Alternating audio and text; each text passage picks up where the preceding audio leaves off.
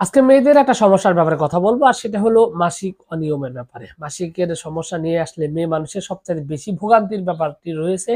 কারণ হলো যে আসলে মাসিকে অনেকগুলো সমস্যা হয়। দেখা যায় যে অনেকের মাসিক ঠিকঠাক মতো হয় না, মাসিক বন্ধ হয়ে যায়।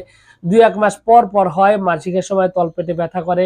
আবার অনেক ক্ষেত্রে মাসিক হয় যদিও মাসিকের যে ব্লাড রয়েছে, রক্ত রয়েছে, পিরিয়ডের যে রক্ত রয়েছে, রক্ত অনেক কম হয়। যার কারণে এটা পারফেক্ট হয় না। আবার অনেকের আছে যে ১ মাসে ২ বার ৩ বার পর্যন্ত মাসিক হয়। তো এই যে একটা সমস্যা, এই সমস্যাটা আসলে হওয়ার পিছনে অনেকগুলো কারণ রয়েছে। কিছু ঔষধের ব্যাপারেও আজকের এই ভিডিওতে কথা বলবো। যে ওষুধগুলো থেকে আপনি প্রাথমিকভাবে মোটামুটি সুস্থতা অনুভব করতে পারবেন এবং আপনি এখান থেকে বেরিয়ে আসতে পারবেন। তো মাসিকের যে সমস্যাটি রয়েছে, এই সমস্যার ব্যাপারে সর্বপ্রথমে আসলে এখানে কিছু কারণের ব্যাপারে আপনাদের একটু জানা দরকার। কারণ এটা কি কারণে হয় এটা যদি আপনি না জানেন তাহলে কিন্তু আসলে সমস্যাই। এক্ষেত্রে মাসিকের সমস্যার ১ নাম্বার বড় কারণ হলো রক্ত স্বল্পতা, রক্ত শূন্যতার একটা কারণ রয়েছে। এছাড়াও আরেকটা কারণ রয়েছে সেটা হলো আঘাত পাওয়া।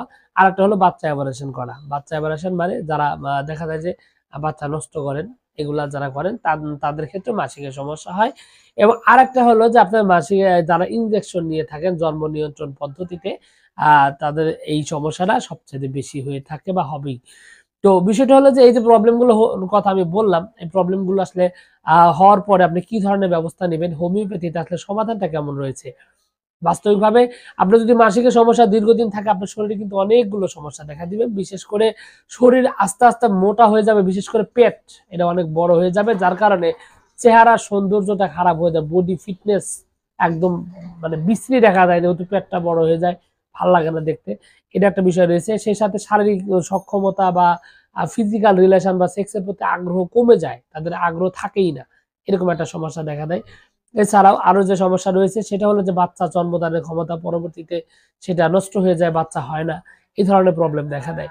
তো সুতরাং আপনি এই ধরনের সমস্যা যদি আপনার মধ্যে থাকে তাহলে কিন্তু আপনাকে অবশ্যই বুঝতে হবে যে আপনি একটা বড় সমস্যার মধ্যে রয়েছেন।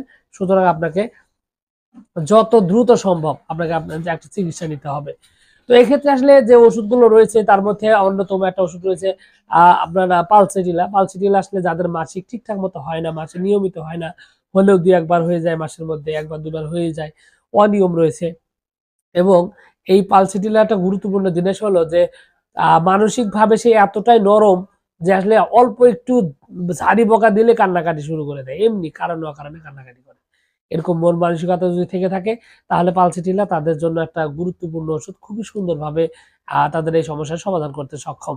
এছাড়াও যদি দেখা যায় যে মাসে ২ মাস হয়ে গেছে, ১.৫ মাস ২ মাস হয়ে তারপরও মাসিক হচ্ছে না। এই ধরনের সমস্যা থাকলে সেক্ষেত্রে পাইনাস ল্যাম্ব একটা গুরুত্বপূর্ণ ওষুধ। খুবই সুন্দরভাবে কিন্তু এই ওষুধটি কাজ করে।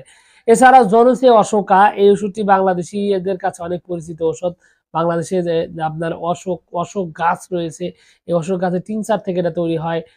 আয়ুর্বেদিতে এটার আরেকটা ওষুধ রয়েছে যার নাম হলো অশোকারিস্ট। এটা এই ২ টে মানে আয়ুর্বেদিক অশোকারিস্টও কিন্তু মাসিক ঠিকঠাক মতো করার জন্য খুব কার্যকরী। হোমিওপ্যাথিতে যেটা জনসিয়া অশোকা হিসেবে ব্যবহৃত হয়। এই জনসিয়া অশোকা কিন্তু আপনার মাসিক হওয়ার জন্য, মাসিক নিয়মিত হওয়ার জন্য খুবই সুন্দরভাবে কাজ করে। সেই সাথে মাসিক যদি বন্ধ হয়ে যায় সেক্ষেত্রে কিন্তু আরো বেশ কিছু ওষুধ রয়েছে। এইরকমই একটা ঔষধ রয়েছে নাম হলো পাইনাস ল্যাম্প যেটা আমি ইতিমধ্যে একবার বলছি।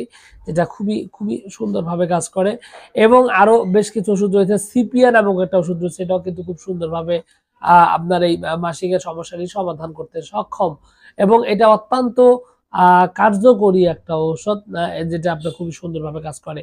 তো সেই সাথে আরো বেশ কিছু ওষুধ রয়েছে বায়োকেমিক, হোমিওপ্যাথিক কিছু ওষুধ রয়েছে যেগুলো আসলে আপনার এই মাসিকের সমস্যাগুলো ঠিকঠাক মতো করতে সক্ষম। তবে সেক্ষেত্রে এই ওষুধগুলো প্রয়োগের ক্ষেত্রে আপনাকে একটু অবশ্যই রোগীর ব্যাপারে জানা জরুরি। রোগ এবং রোগীর ব্যাপারে জেনে বুঝে তারপরে যদি ওষুধগুলো প্রয়োগ করা হয় তাহলে কিন্তু আপনি এখান থেকে খুবই সুন্দর আপনি রেজাল্ট পাবেন এবং খুব দ্রুত মেন্সটা হওয়ার জন্য খুবই কার্যকরীভাবে এটা কিন্তু ভূমিকা রাখতে পারে এবং আপনার মাসিকের সমস্যা স্থায়ীভাবে সমাধান করতে সক্ষম।